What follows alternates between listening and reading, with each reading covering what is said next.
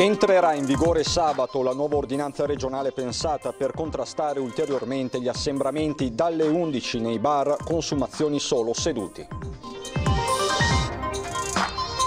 Per i baristi trevigiani la nuova ordinanza rappresenta un ulteriore giro di vita e questa volta del tutto inatteso non è la strada giusta, afferma il presidente dell'Ascom di Treviso, Capraro. Il Covid non ha fermato l'iter che porterà alla realizzazione del nuovo ospedale di Padova, ha presentato lo studio di prefattibilità, lavori per quasi 482 milioni di euro e partenza del cantiere fra 2 anni, trasporto pubblico e scuole per le aziende corsa contro il tempo, per reperire i bus dai privati e ampliare la flotta destinata agli studenti che il 7 gennaio torneranno in aula. Si divertivano a sparare per strada a Marghera con delle pistole scacciacani. 2 giovanissimi componenti di una baby gang sono stati fermati e denunciati. Una legge per aiutare le città a diventare più vivibili, più efficienti e più ecologiche è quella di rigenerazione urbana che ha come primo firmatario il senatore veneziano Ferrazzi. La morte di Paolo Rossi, l'eroe di Spagna 82, che a Vicenza ha legato un pezzo della sua carriera e della sua vita. Domani pomeriggio la Camera Ardente allo stadio, sabato i funerali nella cattedrale di Vicenza.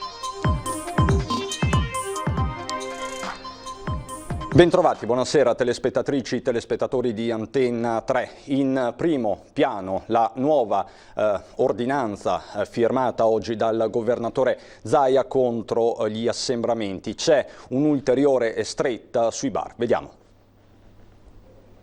Abbiamo atteso di vedere i comportamenti nel ponte dell'8 dicembre e dopo quanto successo anche in montagna abbiamo deciso di intervenire sul fronte assembramenti. Così il presidente Zaia spiega il perché della nuova ordinanza in vigore da sabato. Ribadite le principali misure inserite nei precedenti provvedimenti come l'uso della mascherina, la capienza delle attività commerciali, la perimetrazione dei mercati. Inserite poi 2 novità. La prima riguarda i bar. Dalle ore 11 nei bar del mattino, dalle ore 11 non si consuma più in piedi e nel bar, dopo aver consumato, sulla mascherina. Altra novità pensata d'intesa con il presidente del Friuli Venezia Giulia Federica riguarda l'orario consigliato agli over 65 per l'accesso nei supermercati. Dalle 10 alle 12, in teoria, se ce la facciamo, la fascia dedicata agli over 65. Ordinanza che arriva in una giornata che registra un nuovo record negativo sul fronte decessi con 148 morti nelle ultime 24 ore. La curva del contagio però mostra una lieve flessione e anche l'RT si sta abbassando in una seconda fase che per il presidente Zaia non ha più senso definire così. Ma le contate ancora le fasi? E l'unica roba da dire è che finché non arriva estate non se ne va via. Speriamo che i picchi in alto siano bassi. Non se ne va il virus. Il virus, da un punto di vista ospedaliero, sanitario, se ne andrà con l'arrivo della bella stagione. Ovviamente il vaccino ci aiuterà. E a proposito di vaccini, nel piano vaccinale nazionale sono previsti 3 blocchi con altrettanti lotti in 3 trimestri. Un primo trimestre gennaio-marzo, dove arriva la prima vaccinazione, quella più umanamente più importante, che è quella delle RSA, degli over 80 e degli operatori sanitari e di coloro comunque che sono categorie super a rischio. Poi arriva un secondo lotto marzo-giugno, dove si inizia ad andare sulla popolazione meno a rischio, e poi l'ultima fase giugno-settembre, nella quale si dovrebbe chiudere la vaccinazione di tutti i veneti. E a proposito della nuova ordinanza, non ci stanno i baristi. Non è la strada giusta, dice il presidente dell'Ascom di Treviso. Un'ordinanza che non ci aspettavamo, ma che ci lascia una riflessione. Se il pericolo è l'assembramento, e lo è, tanto che limitare i posti seduti è l'unica soluzione che abbiamo, ciò che non capiamo è la limitazione d'orario. Ma se alle 11 al bar possiamo stare seduti, perché alle 19 della sera al bar non possiamo stare seduti?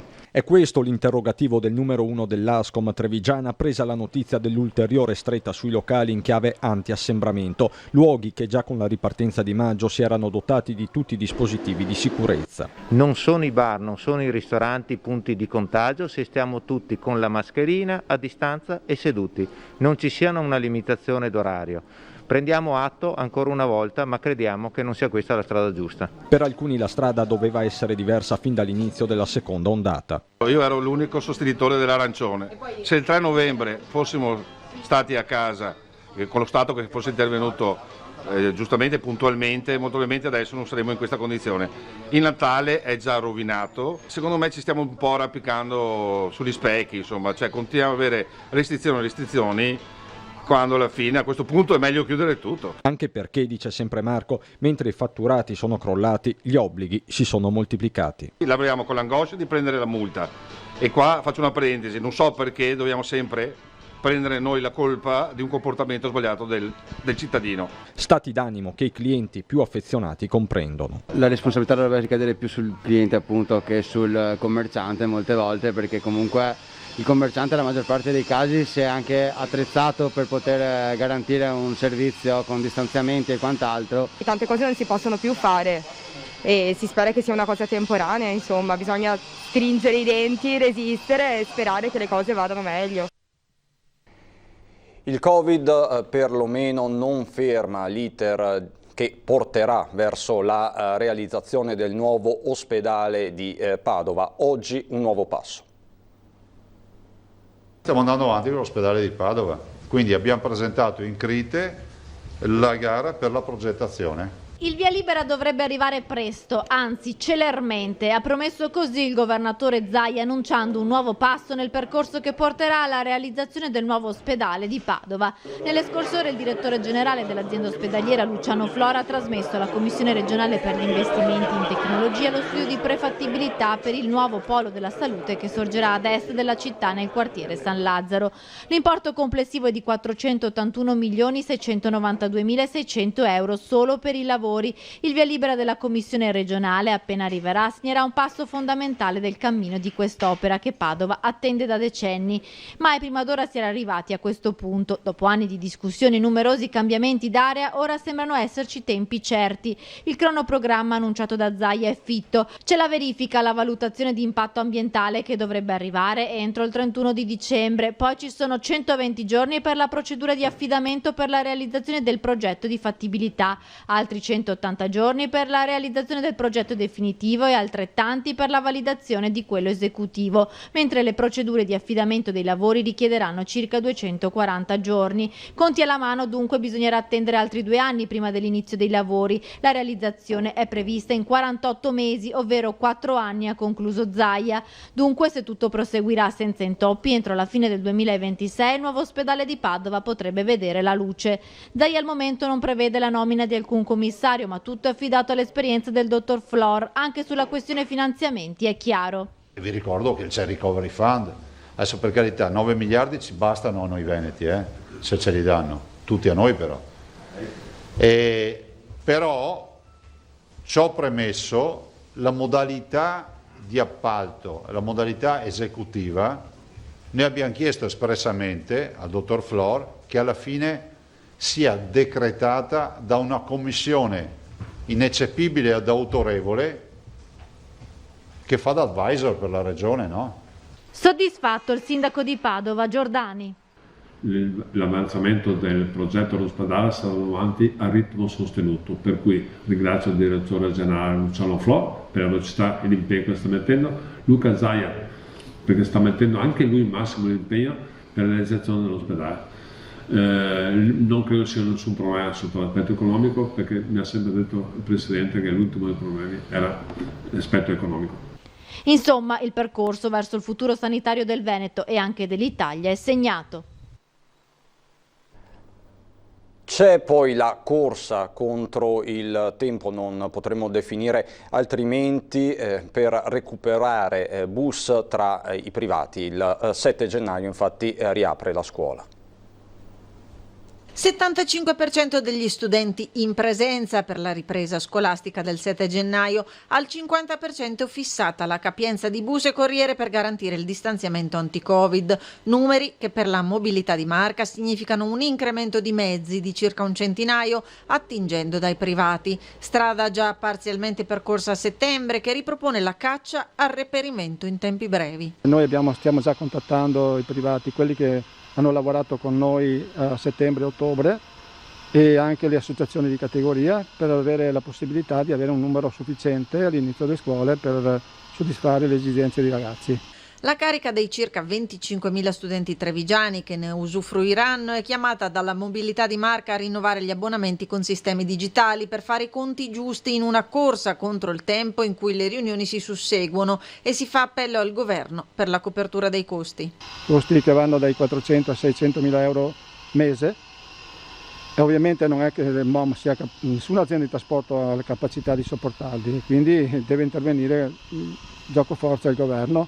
Servizio che non si può predisporre a singhiozzi. Quando noi faremo i contratti anche con i privati dobbiamo dargli anche loro una garanzia. È un servizio che coprirà gennaio o giugno. Giorni decisivi per far quadrare il tutto, esigenze dei singoli istituti comprese, che hanno inviato dati sulle provenienze dei propri studenti e su orari di ingresso e uscite, laddove differenziati come al Mazzotti. Questo istituto ha ragazzi che vengono da molti paesi, anche lontano, non necessariamente dal comune di Treviso, pertanto loro hanno una prima tratta di trasporto che li porta verso la stazione dei treni, una seconda tratta che sono le navette che dalla stazione vengono fino all'edificio del Mazzotti. Il problema è stato considerato nel momento in cui da casa con i treni o con le corriere loro arrivavano fino alla stazione. Contiamo nella collaborazione della MOM per poter avere di nuovo delle navette che possano far accedere i nostri ragazzi alla scuola. Aggiorniamo la contabilità del contagio, siamo a 1808 nuovi casi nella giornata di oggi, se guardiamo alle 24 ore siamo a 3904, quindi quasi 4000 nuovi casi nelle 24 ore in tutto il Veneto. Torniamo a occuparci della mancata attivazione del MOSE nella giornata dell'Immacolata. C'è una interrogazione urgente presentata in Comune a Venezia.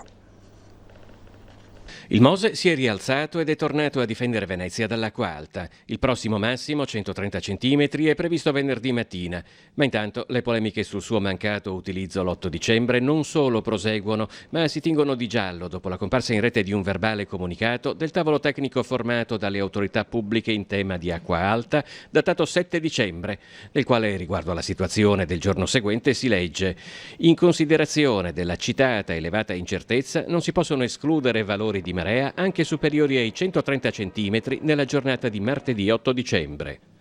A sollevare il caso in Consiglio Comunale il gruppo Terra e Acqua 2020, che attraverso il capogruppo Marco Gasparinetti ha chiesto ufficialmente chiarezza attraverso un'interrogazione urgente all'assessore del personale. Il livello di alta marea ha superato i 130 cm e il MOSE avrebbe dovuto entrare in funzione. Sappiamo che il tavolo tecnico il giorno prima aveva predetto la possibilità, l'eventualità di un superamento dei 130 cm. E noi vorremmo sapere appunto se il sindaco era presente a questo tavolo e perché non sono state tenute nella giusta considerazione questi allarmi. La mancata attivazione del MOSE l'8 dicembre ha portato Venezia a subire 2 acque alte abbondantemente sopra i 130 cm. La seconda ha sfiorato i 140, fermandosi a 138 e smentendo fortunatamente una previsione che la dava addirittura a 145. Noi veneziani che qui abitiamo e qui lavoriamo abbiamo passato l'intera giornata di festa dell'8 dicembre con le gambe in ammollo a tirar su oggetti dalle botteghe e dai pianterreni. Ecco, mentre il MOSE ha riposato, i veneziani non hanno potuto farlo. Rimaniamo a Venezia, ma andiamo in terraferma a Marghera, dove 2 giovanissimi componenti di una baby gang sono stati fermati e denunciati dalle forze dell'ordine. Si divertivano a sparare per strada a Marghera con delle pistole scacciacani. I carabinieri li hanno allertati alcuni residenti che domenica sera avevano distintamente percepito dei forti colpi, come di esplosione d'arma da fuoco, nella zona tra il Parco Emmer e via Beccaria a Marghera. Ad essere fermati mentre sparavano per strada con delle pistole scacciacani 2 giovani di 22 e 19 anni, con numerosi precedenti per risse, lesioni personali, percosse, piccoli furti e spaccio, reati che secondo i carabinieri li indicano chiaramente come componenti della cosiddetta baby gang che imperversava tra Venezia e Mestre sin dal 2019.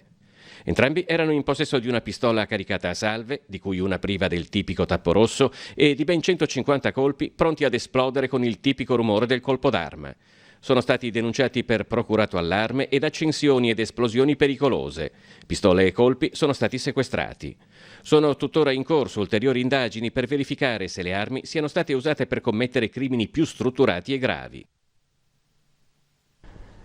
Ci sono anche 3 aziende edili del Padovano coinvolte nell'operazione della Guardia di Finanza di Bergamo, che ha eseguito stamattina un sequestro preventivo per oltre 8 milioni di euro. L'indagine ha svelato un complesso meccanismo fraudolento nel settore dell'edilizia finalizzato all'evasione di imposte e contributi. Nel Padovano sono stati denunciati gli amministratori delegati di 3 aziende, 2 con sede in città e una con sede a Saonara. Si tratta di 3 aziende sane che grazie a questo sistema illecito erano riuscite ad aggiudicarsi numerosi cantieri tra Veneto e Lombardia. Ancora cronaca subito dopo la pubblicità.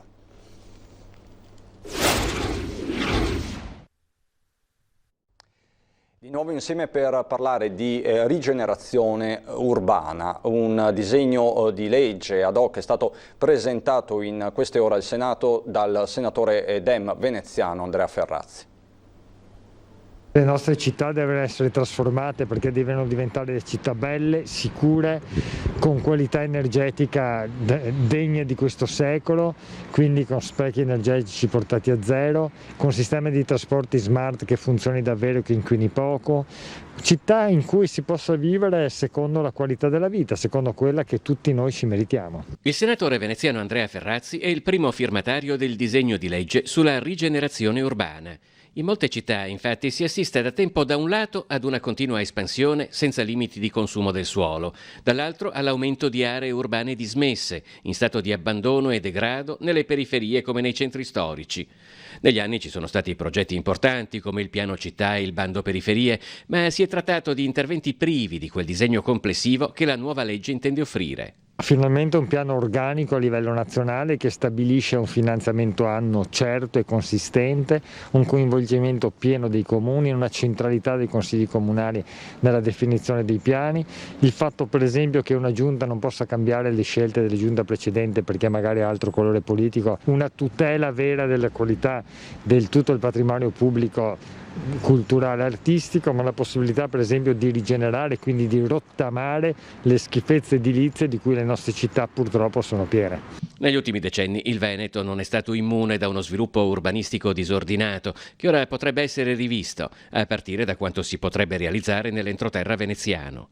Marghera è stata costruita secondo un piano urbanistico sensato, addirittura rispondeva al modello della città giardino del Novecento. Mestre invece non è per nulla, ci sono solamente 2 vie a Mestre che rispondono a un piano regolatore, tutto il resto purtroppo è stato costruito male. Negli ultimi 25 anni hanno visto dei grandi miglioramenti a Mestre, ma non è sufficiente, ora bisogna accelerare con grande determinazione in questa direzione. E c'è un intero paese che piange l'eroe del Mondial 1982, Paolo Rossi. In particolare c'è una città, Vicenza. Domani pomeriggio la Camera Ardente allo stadio, sabato i funerali nella cattedrale della città del Palladio. Anche gli dei del pallone cadono, ma poi si rialzano, nel ricordo di chi li ha amati, di chi li ha seguiti, di chi li ha applauditi. Paolo Rossi resterà per sempre nell'Olimpo del calcio, lui col suo pallone d'oro, coi suoi gol, col suo mondiale dell'82. Anni mitici, anni lontani che Pablito ci ha lasciato nel giorno in cui se n'è andato. Vicenza, la sua città elettiva, non vuole, non può dimenticarlo. Proprio a febbraio scorso avevamo conferito la cittadinanza onoraria, ne diamo poche per la verità a Vicenza e diciamo lui è un simbolo per Vicenza che perdiamo, che rimarrà sicuramente vivo nei nostri cuori, nei nostri ricordi, è una persona a cui vogliamo bene e continueremo a volerla. Bandiera a mezz'asta è il lutto cittadino per Paolo Rossi a Vicenza, una città composta, rispettosa, che ha amato questo campione di semplicità, eroe degli stadi che amava stare in mezzo alla gente. Quando passavamo per il corso, anche ultimamente, era impossibile camminare perché lui si fermava con tutti, si faceva fotografare a tutti, una persona straordinaria, eccezionale, un grande campione del mondo. L'ultimo palleggio Pablito lo fa con un pallone degli anni 40 nella sua Vicenza, in occasione della mostra dedicata ai 100 anni di Romeo Menti, altro campione eterno, che dà il nome allo stadio dove Paolo Rossi gioca negli anni 70. Quando si è formata la squadra del Real Vicenza, quei giocatori che conosciamo bene, Cerilli, Filippi, Marangon, Lelli e Galli, che purtroppo è mancato da poco, Paolo Rossi è stato catapultato nel mondo del gran calcio e da lì è stato visto e poi portato in nazionale. Quindi la base calcistica di Paolo Rossi è proprio Vicenza. In quel Real Vicenza il capitano era Giancarlo Salvi, compagno e amico del giovane Pablito. Paolo era un fratello per mio padre, sono stati insieme nel Real Vicenza, ma non solo, sono stati soci in affari per tutta la vita e quindi per noi è veramente una perdita immensa, un dolore che non si può descrivere, veramente grandissimo, grandissimo. L'addio a Paolo Rossi sarà celebrato sabato mattina nella cattedrale di Vicenza. Domani pomeriggio la Camera Ardente a Casa Vicenza, allo stadio. L'ultimo saluto, come ha chiesto lui, gli verrà tributato nella città che più ha amato. Per me Vicenza, lo sapete, rappresenta una cosa di cuore, perché è così, perché ci ho giocato, ho fatto anni davvero incredibili qua e poi ci ho vissuto per tantissimi anni, quindi diciamo che è stato un rapporto del quale devo dire forse probabilmente indissolubile, cioè che non scomparirà mai. Così dunque il grande, immenso Paolo Rossi. È davvero tutto per questa edizione regionale dei nostri telegiornali. Adesso ci sono le previsioni del tempo. Grazie per l'attenzione e buon proseguimento.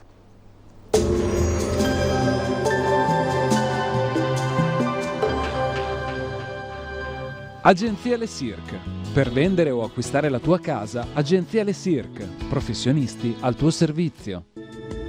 Bentrovati al meteo. Un nuovo fronte perturbato si avvicina all'Italia. Anche il nostro territorio resterà in parte coinvolto. Il dettaglio di venerdì 11 dicembre.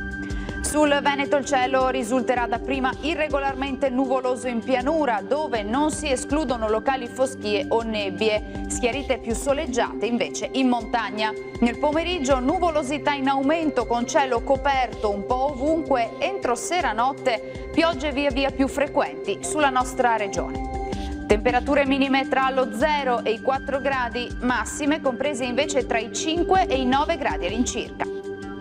Ci spostiamo ora sul Friuli Venezia Giulia, molte nubi anche qui sin dal mattino, salvo temporanee e brevi schiarite, deboli piogge in serata. Temperature minime fino a 5 gradi, massime sui 7-12 gradi.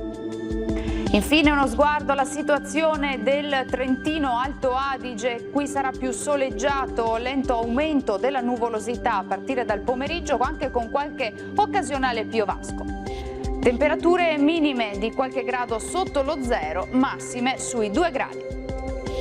Dal meteo per ora è tutto, grazie per l'attenzione, arrivederci al prossimo aggiornamento.